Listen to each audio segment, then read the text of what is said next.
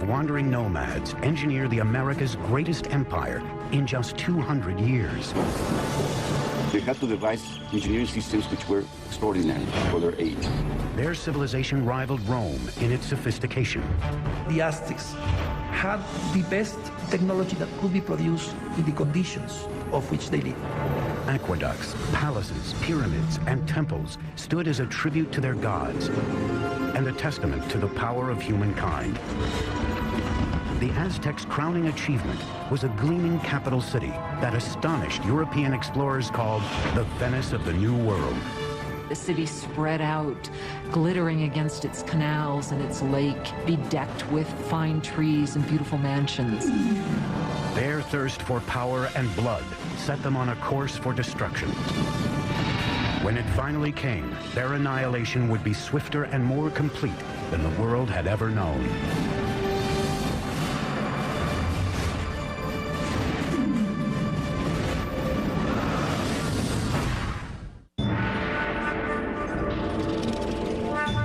In 1325 AD, central Mexico, near modern-day Mexico City. A young girl, just a teenager, is celebrating her impending wedding. She is the daughter of a tribal king, and she is about to join a new tribe that has been a guest of her kingdom. That tribe is now known as the Aztecs. As part of the ritual, 5 Aztec noblemen lead her to an ancient temple for the ceremony. But as she reaches the top, the noblemen suddenly veer her away from the altar and onto a slab of stone in front of the temple, one used for sacrifice. Each man holds a limb, while a 5th lifts an obsidian knife high in the air. With one searing move, he slashes it through her chest and extracts her still beating heart. That evening, the king is invited to a ceremony to celebrate the marriage. Instead, he finds a priest performing a dance, wearing the still glistening skin of his daughter. As part of the ritual, the Aztecs had flayed her to honor the god of fertility. He saw this, and he was absolutely horrified at what he saw, his dear daughter. And so he and his forces immediately chased the Aztecs into the lake and onto this island where they sought refuge. The marshy island was an unwelcoming place, yet it was from here that the Aztecs would beat the odds against them and forge the most powerful empire of the Americas.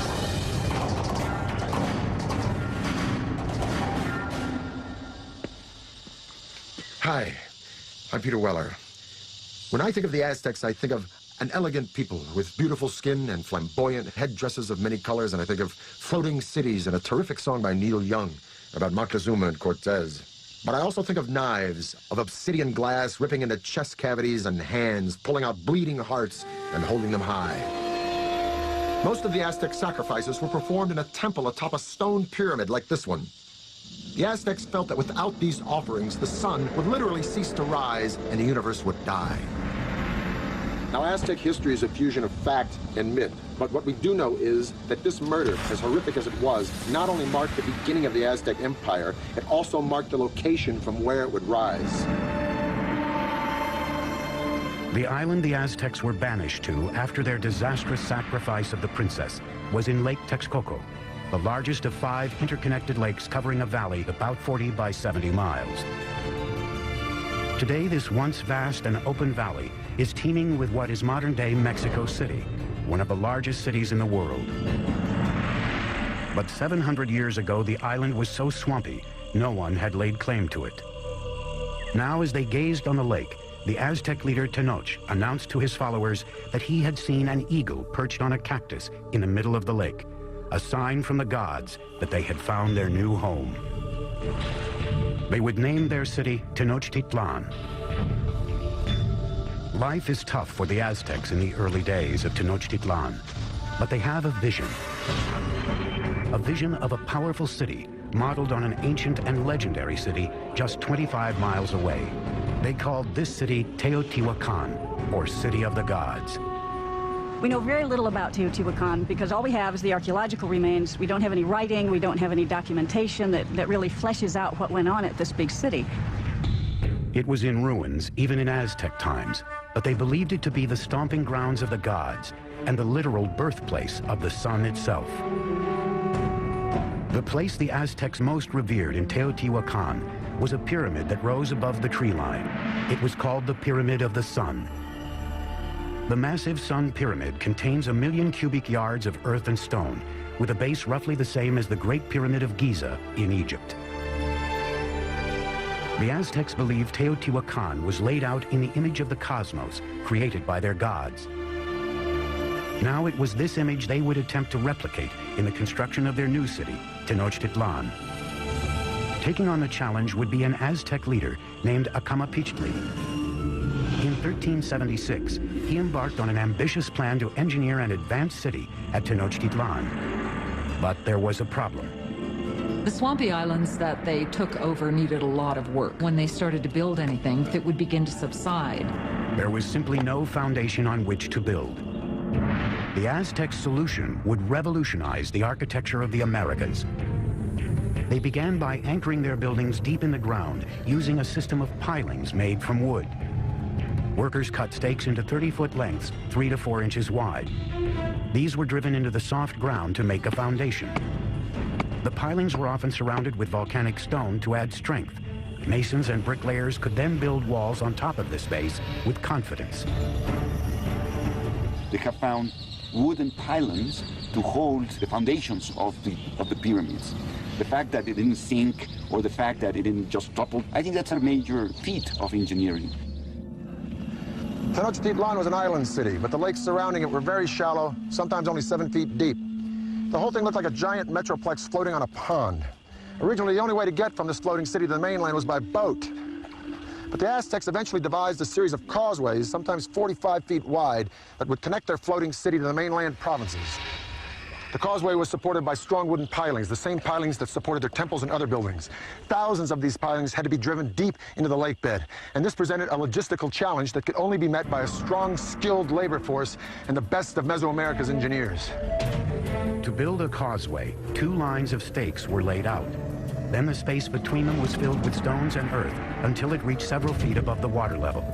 This allowed the road to support enormous weight. These causeways were built very straight, they were very wide, with bridges that would open up that connected the city to the north, to the west, and to the south.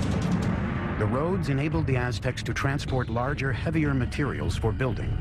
But this presented a new challenge. There were no beasts of burden in Mesoamerica, so everything had to be done with humans. No carts, no wheel. Small loads would be carried on the back with a rope hung from the forehead. Large items like stone blocks or sculptures for a temple would be dragged by huge numbers of men pulling ropes, possibly using logs as rollers. Legend has it one stone bound for a temple required a force of 50,000 men to drag it from the mountains on the mainland, across the causeway, and into the city. The causeways would also present the Aztecs with a new way to get fresh water to Tenochtitlan. In the past, the Aztecs had transported water in canoes from the shore. But a huge boom in the city's population meant they needed a higher-tech solution to keep up with demand. They wanted to use water from the springs on the mainland, and so they wanted to build an aqueduct. But the springs were under control of the dominant tribe in the region, the ruthless Tepanecs. The Tepanecs were the controllers or the dominators of all the valley. They had a very strong empire. So they were the lords of the valley. So the Aztecs were tributary subjects to them. As the Aztec population grew, tensions with the Tepanecs began to simmer. Now the Aztecs decided to issue an ultimatum that could change the balance of power in the region. The people of Tenochtitlan not only demanded that the Tepanecs give them the water, but also demanded that they help construct the aqueduct. The Tepanecs' answer was swift and brutal. The Tepanec king, Maxtla, sent assassins who murdered the reigning Aztec leader in cold blood. This was the final straw.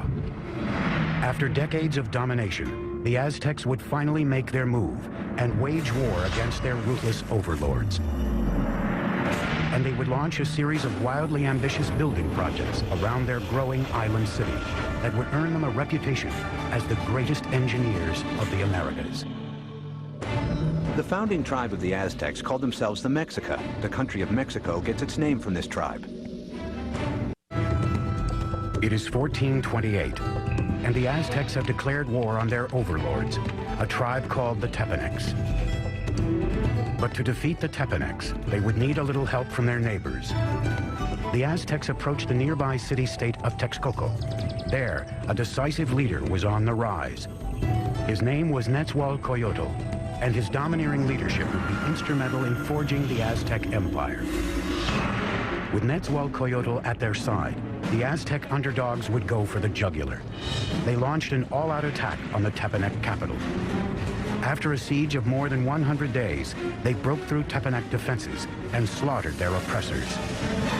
After capturing the Tepanec king, Maxtla, King Nezahualcóyotl personally cut out his heart and sprinkled his blood into the waters of Lake Texcoco.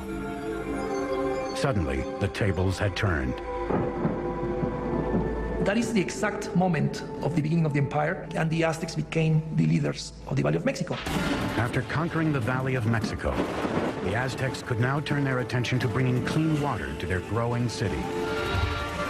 Remarkably, the Aztecs would independently design and build something that only a few world empires would master: the aqueduct. The aqueduct actually had two channels, each about 5 feet high and 3 feet wide. One would be cleaned and maintained, while the other was being used so the water flow was never interrupted. The twin-tube aqueduct ran for 3 miles from the mainland to the center of the island city. In town, water streamed into public fountains and reservoirs, and was distributed to the public in large clay jars or by canoe. In comparison to the Europeans, the Aztec were a very clean people. We know that the Aztec emperor bathed twice a day. So in terms of hygiene, the Aztec people was much more advanced than the Europeans. While the Aztec nobles were bathing in luxury, at this time in Europe, plague caused by unsanitary conditions was killing millions. King Nezahualcóyotl's own bath was one of the most unique in the Americas. It was fed by a sophisticated aqueduct system that also brought running water to his palace grounds. Behind me is the hill of Texcoco. And on this hill, Nezahualcóyotl built a fantastic pleasure palace. And around this palace, a virtual botanical garden filled with all of the exotic flowers of Mesoamerica. Nezahualcóyotl brought water from the Sierra Nevada mountains all the way down to here, into this hill, to his palace, just to water his plants. To install an aqueduct there, Nezahualcóyotl had to fill a huge gorge between Texcoco and the next hill. As the water arrived at the first hill, it gathered in small pools built to control the speed of the flow before it reached the aqueduct. After crossing the aqueduct, the water ran in a circuit around Texcoco Hill, spilling off over the sides in rock-cut waterfalls to water the gardens. It ended up in a nearly perfectly round rock-cut pool called the King's Bath. And from here, he could look upon his domain at Texcoco, and he could look down at the botanical gardens that he was watering with his fantastic aqueducts. It is indeed a bath fit for a king. By the mid-15th century, with their empire on the rise, it was time for the Aztecs to choose a sovereign leader. He was called Moctezuma, and he would be the first of 2 emperors with this now famous name. Moctezuma's first order of business was to extend the empire's borders. The Aztecs captured city-states southward to the Valley of Oaxaca, westward to the Pacific, and east toward the Gulf of Mexico. By 1449, the empire contained as many as 15 million people. In the short span of 100 years, the Aztecs accomplished the impossible. They had toppled the Mesoamerican world order. But while the Aztecs dominated militarily, their island city was vulnerable to a different kind of enemy. Like New Orleans, Tenochtitlan was constantly doing battle with water. And one of Moctezuma's first projects was to protect his city from the deluge of water surrounding it. This is what is left of Lake Xochimilco, in the southern part of Mexico City, in Aztec times, the city of Tenochtitlan. This lake, like the other 4 lakes that surrounded the city, were spring-fed. Thus, there were no rivers or streams into which it could drain. And if it rained hard enough, the water would rise up and sweep over the land and into the city itself. And this is exactly what happened in the mid-1400s when a flood of catastrophic proportions swept into Tenochtitlan. The city and the empire it commanded were almost completely destroyed, and the Aztec civilization had to once again rely upon the genius of its engineers, and one engineer in particular. Moctezuma enlisted the help of his old ally Quetzalcoatl to protect the city he was rebuilding from the lake. Quetzalcoatl would design a solution that would make him the greatest engineer on the continent. His plan was to create a safe zone around the city with a huge dike that would protect Tenochtitlan and its inhabitants. It was designed to be larger than any earthwork anywhere in the Americas at the time, running for 10 miles just east of the city from the southern edge of the lake across to the north. The walls were a wickerwork construction made of sticks, reeds, stone, and earth. Since the lake was shallow, the dike was only about 12 feet in height, but some 27 feet wide. Quetzalcoatl fitted the dike with sluice gates, most likely wooden doors that would be raised or lowered to control the water level behind it. The dike also served another purpose. It protected their water supply. It was important to build some sort of protective mechanism to keep salt water out of the freshwater western part of the lake. An army marches on its stomach. So said Napoleon. Now, an ample food supply for civilians is a no-brainer in the critical development of any civilization. But the Aztecs perfected a unique method, not only to provide a substantial food supply for its civilian populace, but to fuel the military expansion of its empire. This revolutionary engineering was called chinampas, a system that allowed them to literally create new land to farm and to live on. If you're going to have a city of any size, you have to provide room for them. And so what they did was build up these chinampas in the lake bed. Basically, a chinampa is an artificial island built in the lake. They looked like narrow football fields, about 300 feet long by about 30 feet wide. A chinampa was built by weaving a web of sticks floating in the water and piling reeds on top of them. Mud was then scraped from the lake bottom and piled atop the reeds to form the chinampa. It took 4 to 6 men 8 days to build the average chinampa. They were connected to the city by massive navigational canals that would take thousands of men months to build. A chinampa like this one could produce up to 7 crops a year, whereas a farm on the mainland could yield 1, maybe 2, maybe 3 at the most. As a crop was ready to harvest on a chinampa, seedlings from another would be sprouting out of mud that would be spread on a boat adjacent to the chinampa. Then when the seedlings were ready, they'd be transported to chinampa, and this cycle would be repeated over and over and over again on hundreds and then thousands of chinampas. Now, it was this technology that transformed Tenochtitlan from just another tribal town in the 14th century to a dominant and thriving city-state. With their city's infrastructure in place and vast lands under their control, the Aztecs would push the boundaries of their empire further than ever before. They'd create a far-flung network of roads, Aztec superhighways. But as the empire grew, so too did their practice of human sacrifice. Soon, rivers of blood would be flowing through the streets of Tenochtitlan. The average life expectancy of an Aztec citizen was 37 years. Today, Tenochtitlan, the capital of the Aztec Empire, is gone, buried under modern-day Mexico City. But 700 years ago, it was a shining capital on the rise, built by advanced engineers and led by larger-than-life emperors. By the late 15th century, the Aztec population had exploded. Their next great emperor would launch a series of conquests that would rival anything in world history. His name was Ahuitzotl, and he would prove to be an even greater warrior than his grandfather, Moctezuma. By 1502, Ahuitzotl had conquered territory from Mexico's Pacific coast and pushed the empire as far south as Guatemala. His reign was kind of like a golden age. He was a king that opened up transport routes to the coastal areas and to lowland areas where the Aztecs got their greatest luxuries, these shimmering tropical feathers, the gold, the precious stones that the nobles and rulers wore as symbols of their station in life. To transport riches to the heart of the empire, the Aztecs constructed a network of superhighways throughout central Mexico. Relay runners were stationed every few miles to create a sort of ancient Federal Express. Messages or goods could be sent 200 miles from the Gulf Coast to Tenochtitlan in just 24 hours, faster than the postal service today. With the empire at its height, The Aztecs under Ahuitzotl embarked on their greatest construction project, a massive pyramid at the very center of Tenochtitlan, the symbol of their absolute power. It was called the Templo Mayor, or Great Temple. The base of the pyramid was 240 feet deep by 300 feet wide and rose to a height of 15 stories. There were at least 117 steps in 2 staircases climbing 200 feet, leading to twin temples to honor the gods of rain and war. The temple was rebuilt on the same location 7 times, beginning in 1325 with the city's founding. As the empire grew, so did the pyramid. Each stage was simply built right on top of the stage before. The Templo Mayor was built mainly with a stone called tezontle, that is volcanic stone. It's a very lightweight stone that would prevent the sinking of the temple.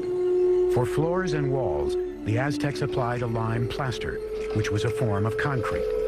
Some examples found today remain as hard as modern concrete, even after 500 years. Aztec workers labored for decades to complete their monument to the gods. The temple remained buried until 1978, when power company workers digging a trench accidentally uncovered a huge carved stone and discovered the temple ruins next to it. The disc, 11 feet in diameter, weighs 8 tons and depicts the dismembered body of the goddess Coyolxauhqui. Coyolxauhqui was the moon goddess, but her brother murdered her because she became pregnant in a very shameful way. Now, the Aztecs weren't prudes by any means. Matter of fact, nobles had many wives and concubines, but amongst the commoners, particularly women, adultery was a no-no and severely punished, often by death. So according to legend, the moon goddess's brother cut her head off, and after he decapitated her, he shoved her body down a hill. The Aztecs reenacted this killing literally and frequently in festivals throughout their calendar year. They would decapitate their victims at the top of a pyramid like this and then push the carcasses down the steps to the great stone at the bottom. For the Romans, their most precious treasure was gold. For the Egyptians, it was the afterlife. For the Aztecs, it was human blood. They felt a sense of reciprocity with the gods, so they needed to give a thanksgiving to the gods, giving the most precious thing they had, that was human blood. The Aztecs called it precious water, and they believed that if the gods didn't receive it in massive quantities, the world would end in apocalypse. It was common practice to adorn the walls of the insides of the temples with fresh human blood. And the smell must have been appalling. To dedicate his expansion of the Great Temple, Emperor Ahuitzotl held a mass sacrifice. The heads of victims were displayed prominently on skull racks around the temple. According to some chronicles, they say that there were sacrificed 20,000 people. From a practical point of view and from a scientific point of view, it sounds impossible. So I think that the chronicle that is written by Spanish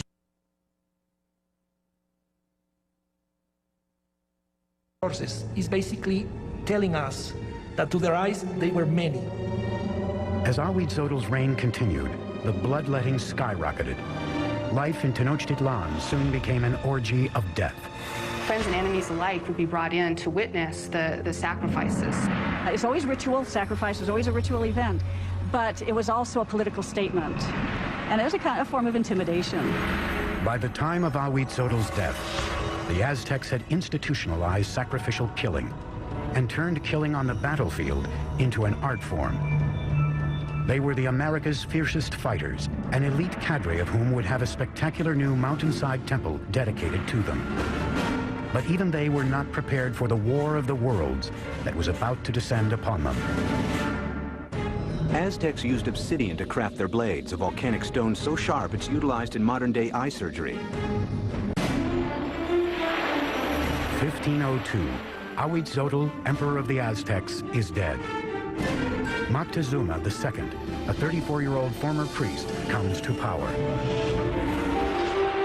A world away, in Spain, an 18-year-old notary named Hernan Cortez is preparing to cross the Atlantic to join in his country's conquest of the New World.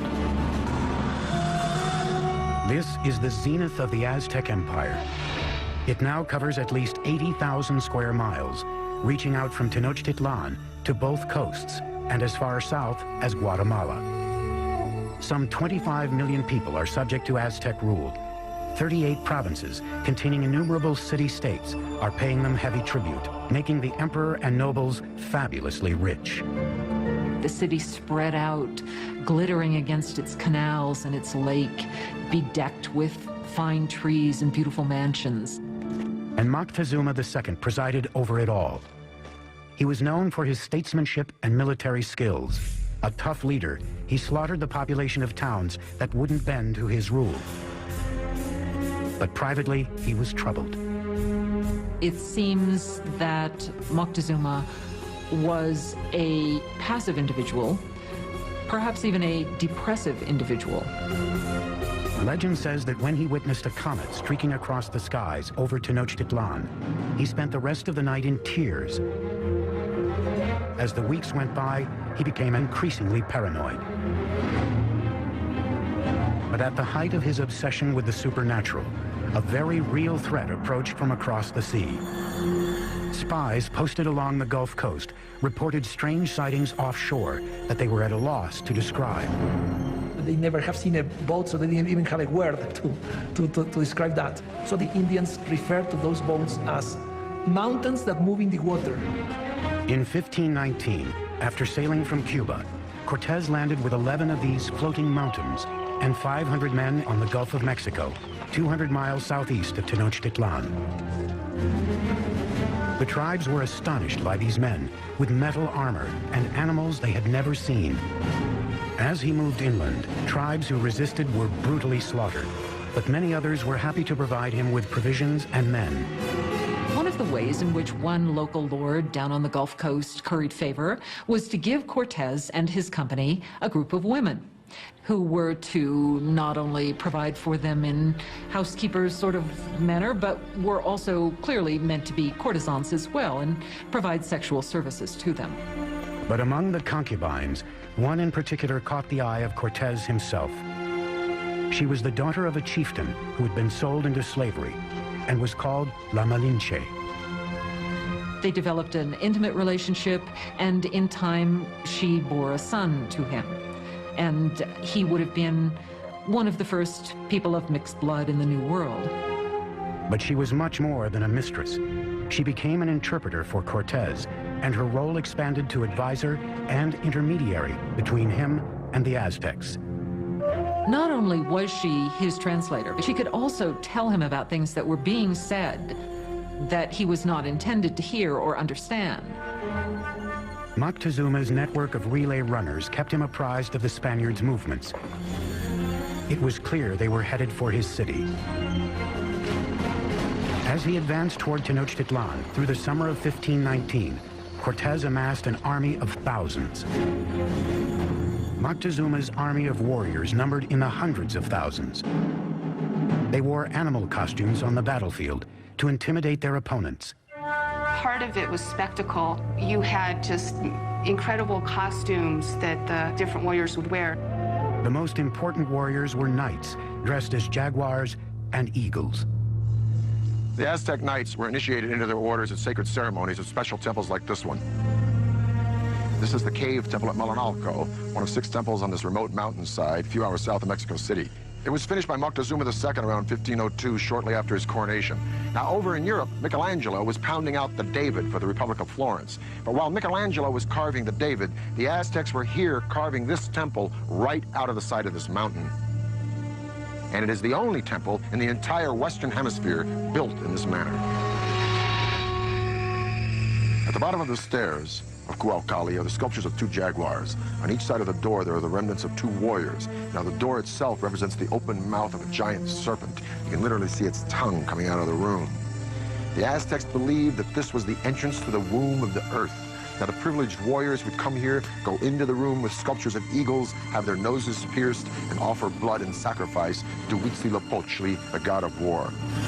But this would be by no means the last time these Aztec warriors would spill their blood.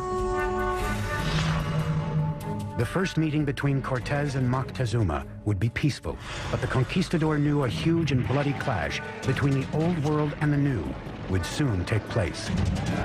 And the annihilation that ensued would become one of the most frightening events in the history of the Americas. Cocoa beans were so valuable a commodity to the Aztecs, they were even used as a currency. It is the fall of 1519. Spanish conquistador Hernán Cortés has finally reached the gleaming Aztec capital he has heard so much about, Tenochtitlan. When the Spaniards first saw Tenochtitlan, they thought they were in some kind of an enchanted vision. They thought they'd entered some kind of a dream. A massive force of native warriors, allied against the Aztecs, accompanies him as he advances on the main causeway into the city. The meeting of Cortés and Montezuma on a causeway approaching Tenochtitlan had to be one of the most remarkable events in world history. It's really a meeting of two different worlds. And Cortés offered his hand, but the minute he started to do that, to actually touch Montezuma, the noble attendants around Montezuma pushed Cortés away and said, no, no, no, that's a total indignity. Nobody touches Montezuma, the great lord of the land. The meeting of the two worlds was peaceful, but fraught with tension. Moctezuma by this time had become increasingly impulsive and prone to bouts of hysteria. So the encounter was an encounter of sensing the forces, no, in each side. But the Aztecs had a diplomacy and a warfare system that was somewhat naive in comparison to the very tricky and sly system of the Europeans. Moctezuma invited the Spaniards to stay in one of his palaces.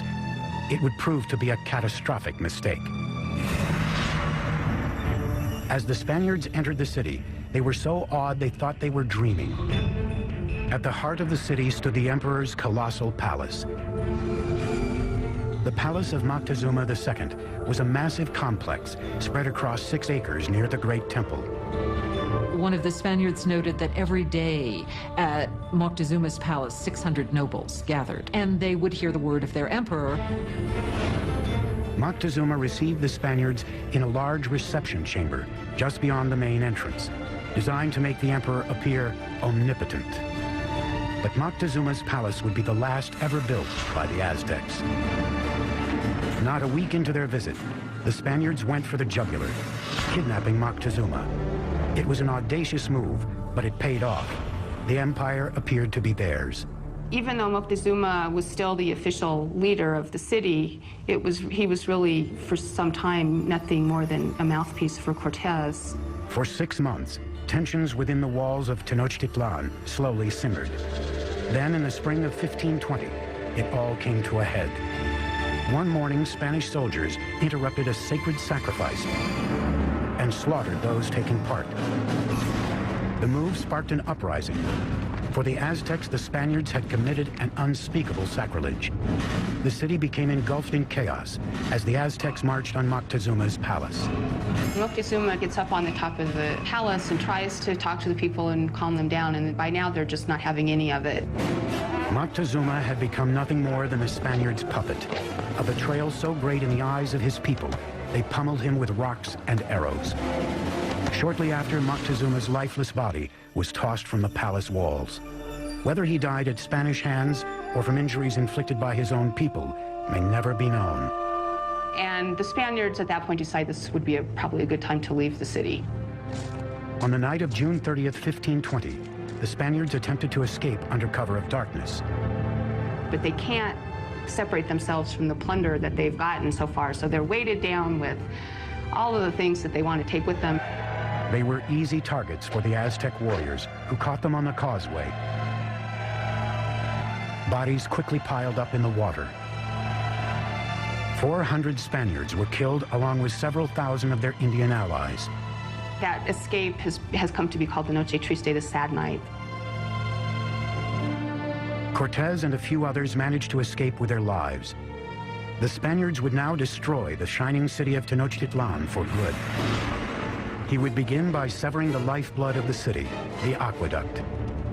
As hundreds of thousands of people within the city's walls were without water, Cortés created a blockade around Tenochtitlan to cut off all outside supplies of food. So the idea of this blockade was to try to make surrender the city by hunger. And the Aztecs had a tremendous resistance, so they couldn't be defeated easily. And what they decided to do is to mount an attack both by land and by sea. For centuries, the lake around Tenochtitlan was a barrier against invaders. But Cortez would find a way around that. He had thousands of his Indian allies carry ships in pieces up thousands of feet over the mountains to be assembled and launched into the lake. May 1521. Cortez unleashes his massive army in a final decisive attack on Tenochtitlan. 600 Spaniards, including 100 cavalrymen and upwards of 50,000 of their Indian allies, clashed with the Aztec defenders of the city on its grand causeways. Brutal fighting continued for months. Day by day, Cortez razed the city block by block. He and his Indian allies were merciless in their systematic slaughter of the population. It was an extremely hard-fought battle, especially in the city precincts. The Aztecs made a last stand at the great temple in Tlatelolco. Warriors lined the steep steps to rain down arrows and rocks on their enemy. But it was hopeless. On August 13th, the final Aztec leader, Cuauhtémoc, was captured and surrendered to Cortez. And that was just the beginning. 20 million would die of disease brought by the Spaniards. By the end of the 16th century, we estimate that the native population had been reduced by about 90%. Modern-day Mexico City has been built atop the rubble of the once majestic city of Tenochtitlan. The Spaniards leveled it during the construction of their own colonial capital, even using stones from the Great Temple to build their cathedral still standing next to the temple ruins.